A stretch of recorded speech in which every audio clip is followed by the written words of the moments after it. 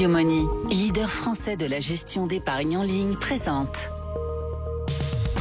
Sud Radio, Osez investir, Thomas Binet. Et comme chaque dimanche, on vous explique ce que vous pouvez faire de votre argent sur Sud Radio. Thomas, au programme ce matin. On va parler des impôts, mon cher Jean-Marie, un sujet hautement d'actualité. Les nouvelles fiches fiscales en 2025, comment en profiter? Vous souhaitez investir dans une supercar d'exception?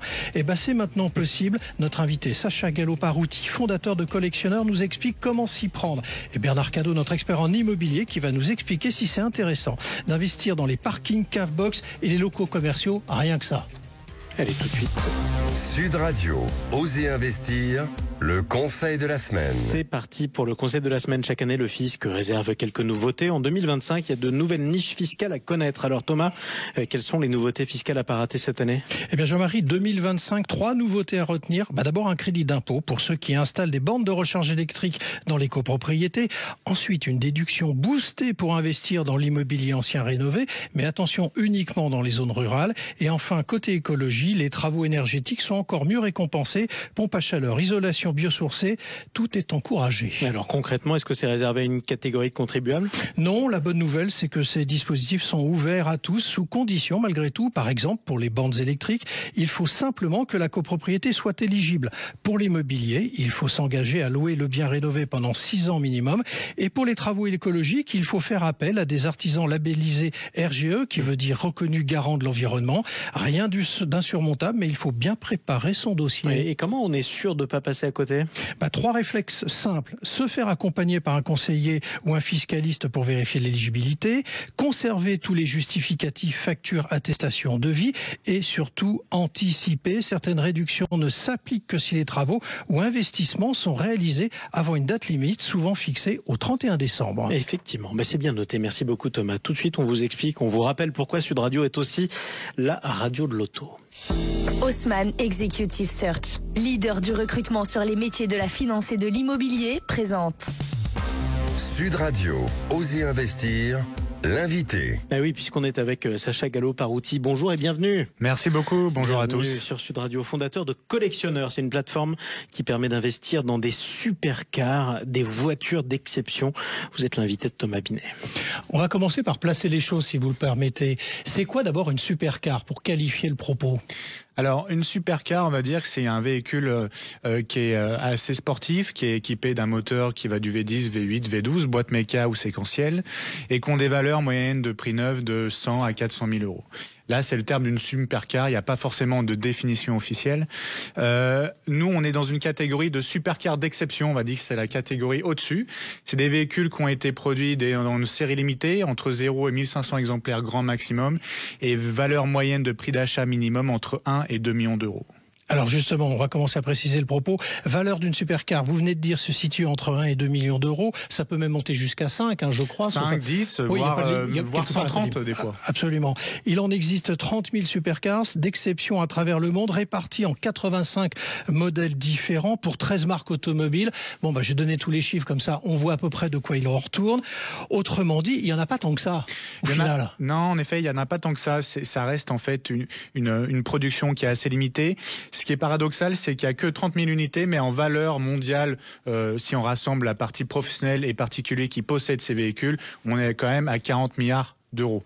Donc en fait, il y a très peu de modèles, beaucoup de stocks qui représentent une certaine valeur mondiale, d'où aussi la partie investissement, parce que c'est des véhicules qui ont une certaine valeur et qui prennent une certaine cote par an, qui est dictée par les ventes aux enchères. On peut rappeler quelques noms de marques d'ailleurs pour faire rêver un peu nos auditeurs, des marques très connues. Évidemment, la première marque et qui domine le marché de très loin avec 37% du marché sur cette catégorie de véhicules, c'est Ferrari. Évidemment, Ferrari, de par son histoire, sur l'endurance, sur la Formule 1, sur aussi son fondateur Enzo Ferrari, puis sur ses modèles mythiques comme la Ferrari F40. Alors Sacha Gallo-Parouti, vous avez décidé de lancer, et on va s'intéresser à votre modèle, la première plateforme permettant d'investir dans des véhicules d'exception à haut potentiel dès 250 euros, dont 50 euros de frais. Mais comment ça fonctionne concrètement ? Alors, comment ça fonctionne ? On a voulu mettre en fait un système de support juridique qui soit très concret et qui soit bien connu, notamment connu dans le domaine de l'immobilier. On a en fait on a appliqué le domaine de démembrement d'un bien, donc souvent utilisé dans l'immobilier pour tout ce qui est affaire de succession notamment, et on l'a appliqué au véhicule. Donc en fait, ce qu'on vend, c'est des parts de nue propriété du véhicule. Nous, collectionneurs, on reste usufruitier du véhicule pour pouvoir l'entretenir, le gérer et le garder via notre partenariat exclusif au Colony Car Museum.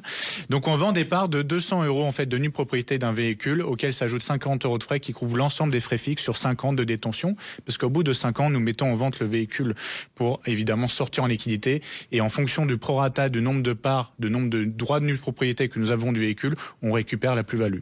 Et une fois atteint la somme que vous devez collecter, vous faites l'acquisition ? Exactement. L'acquisition officielle du véhicule est faite au moment que la somme, à 100% de la somme a été collectée. L'acquisition est faite et le véhicule est stocké officiellement au Colony Car Museum pendant 5 ans avant sa mise en vente. Oui, donc c'est ça, c'était ma question. Vous les conservez à un endroit, ce qui veut dire que les personnes qui ont contribué à l'achat peuvent le voir, ce produit ? Exactement. Aussi, le système, c'est que pour les investisseurs passionnés, cette catégorie spécifique, on va leur permettre d'aller voir leur véhicule dans un endroit qui est magique, qui a été sorti de terre en mai 2024, qui s'appelle le Colony Car Museum, qui est à 1h15 de Lyon, pas loin du circuit de Brest, à 1h aussi de Genève. Donc c'est un peu la croisée des chemins sur la région Rhône-Alpes. Et on a noué un partenariat exclusif avec cet établissement afin de pouvoir stocker et exposer ces véhicules pour qu'ils soient accessibles de manière visible, et surtout aussi qu'on puisse faire des événements autour de la communauté d'investisseurs pour leur faire partager, pour ceux qui sont passionnés, l'objet de l'investissement. Alors j'ai retenu de vos propos tout à l'heure que vous les conserviez durant 5 ans avant de les mettre en vente. Donc si je suis cet acquéreur potentiel, que je vous mets un peu d'argent dedans, mais si je veux en sortir avant les 5 ans, possible ou impossible ? Exactement, possible, notamment une demande parce qu'on était enregistré auprès de l'autorité des marchés financiers, ce qui légitime aussi notre mise sur le marché. Donc en fait, on peut exactement sortir avant 5 ans en liquidité, même si le véhicule n'est pas encore vendu, en proposant à la vente les droits de nue propriété qu'on a acquis au départ à un autre investisseur du même véhicule. C'est l'investisseur qui va choisir le prix qu'il fixe. Néanmoins, on lui donne une fourchette d'estimation qui est basée sur la dernière estimation faite par l'expert. Il y a un expert qui met à jour tous les 6 mois l'estimation du véhicule, sa valeur, et c'est un expert de la cour d'appel de Lyon, un expert judiciaire. Alors on est d'accord pour rappeler que votre solution est nouvelle.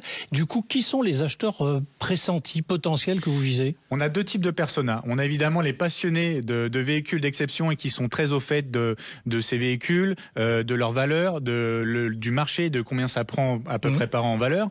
Donc ça, on va dire, c'est le persona le plus simple et celui qu'on va viser en premier. Passionnés et investisseurs, et on a un deuxième persona qui est pas forcément passionné du véhicule, mais dans une logique de diversification de ses investissements. C'est un nouvel actif qui est assez résilient au niveau de l'inflation, au niveau des crises économiques, et qui prend une certaine valeur entre 10 et 11% par an, et qui peut en fait constituer une diversification intéressante, même si la personne n'est pas forcément passionnée par l'automobile. Ma dernière question pour vous, quel sera le premier véhicule que vous allez acheter, que vous allez proposer à la vente directement ? Exactement. Alors je l'ai un peu introduit parce qu'elle est mythique, et on a voulu mettre un point d'honneur à proposer quelque chose que tout le monde connaît, même ceux qui ne sont pas forcément passionnés. C'est la fameuse Ferrari F40. Donc Ferrari F40, c'est un modèle mythique qui a été produit entre 89 et 92. Dernière voiture de chez Ferrari qui a été produite sous l'ère d'Enzo Ferrari de son vivant. Elle a marqué son histoire parce qu'en fait, elle a un design qui est de course mais homologué route, tout en fibre de verre et carbone. À l'époque, c'était exceptionnel en 91 de faire une voiture avec des technologies comme ça pour abaisser le poids en fait. Un V8 biturbo et puis en fait, si je peux parler, une gueule pas possible qui fait que ça marque les esprits. Sans parler du vrombissement de la bête. Ah oui, vrombissement et puis 2 turbos. Donc dès qu'on passe les 2-3 000 tours, on peut se faire surprendre. On voit souvent des vidéos d'ailleurs où elle part un peu sur le côté. Il faut faire attention. Merci à vous. Merci à vous. Merci beaucoup Sacha Gallo-Parouti d'être passé du côté d'Oser Investir. Je rappelle que vous êtes le fondateur de Collectionneur. On peut vous retrouver sur collectionneur.co. Tout de suite, on explique quelque chose. Sud Radio, Oser Investir, le coin de Avec l'expert. notre expert en immobilier. Bonjour Bernard Cadot. Bonjour.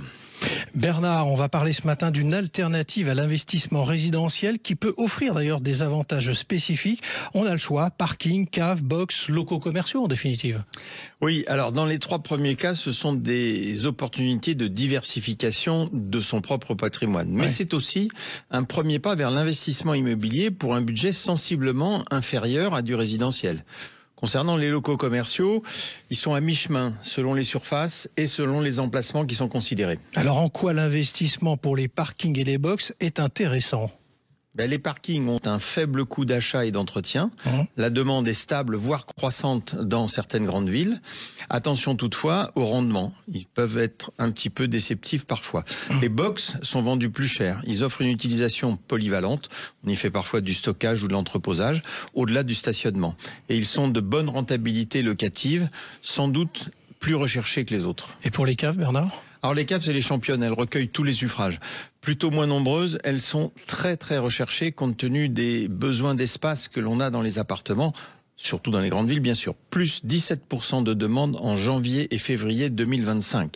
La rentabilité est excellente. Exemple à Paris, 9% brut en moyenne. Et qu'en est-il des locaux commerciaux derrière classe ? Alors les locaux commerciaux, les rendements sont potentiellement plus élevés avec des baux plus longs, 9 ans, offrant une stabilité locative et des charges souvent assumées par les locataires. Mais l'investissement initial est plus élevé et le risque de vacances locatives existe, notamment en temps de crise économique. Alors comment choisir justement ? Alors il faut, je pense, tout d'abord intégrer à la réflexion le coût d'acquisition, la rentabilité locative, la demande, le risque de vacances et la facilité de gestion. Je conseille aussi de commencer par correctement évaluer ses objectifs financiers, entre revenus et valorisation à long terme. Et ne jamais oublier les 3 choix primordiaux de l'investissement immobilier, l'emplacement et l'emplacement. Et même pour les caves, c'est important. Merci beaucoup Bernard Cadot, merci à vous Thomas Vinet, on vous retrouve dimanche prochain. Avec plaisir. Sud Radio, Osez investir, Thomas Binet. Avec Yomoni, leader français de la gestion d'épargne en ligne.